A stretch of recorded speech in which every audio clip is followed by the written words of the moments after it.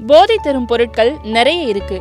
அந்த வகையில சிலருக்கு சோசியல் மீடியாவில இருப்பது ஒரு வகையான போதைதான். ரீல்ஸ் எடுப்பதும் ரீல்ஸ் பார்ப்பதும் போதையாகவே இருக்கிறது. அப்போ இந்த பதிவு உங்களுக்கானதுதான். தற்போது ரீல்ஸ் எடுப்பவர்களுக்கும் போட்டோ எடுப்பவர்களுக்கும் பரிசு தொகைய தமிழக அரசே வழங்குகிறது. தென்காசி மாவட்டத்துல அவ்வப்போது போதைப் பொருட்களுக்கு எதிரான தொடர் நடவடிக்கை மேற்கொண்டு வருகிறார்கள். அந்த வகையில் மாபெரும் ரீல்ஸ் ஷார்ட்ஸ் விழிப்புணர்வு போட்டிகள் நடத்தி ரூபாய் 20,000 முதல் ரூபாய் 3,000 பரிசாக வழங்கப்படும். போட்டியில பார்ட்டிசிபேட் பண்ற நபர்களுக்கு சர்டிபிகேட் கொடுக்கப்படுது.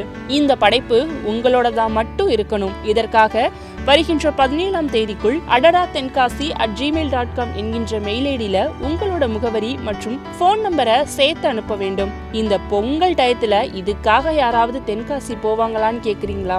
உங்களுக்கும் ஒரு நியூஸ் இருக்கு. அதாவது நம்ம ஊர்ல விளையாடுற போட்டிகளை விளையாடுற மாதிரி நம்ம தமிழக அரசு விளையாட்டு போட்டிகளை எடுத்து நடத்துறாங்க.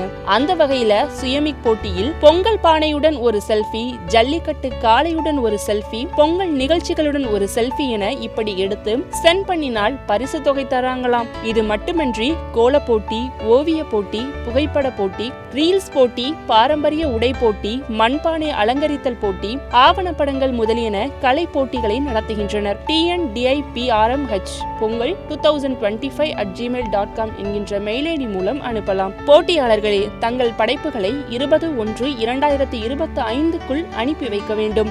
ரீல்ஸ் போடுங்க, பரிசு தொகையை அள்ளுங்க.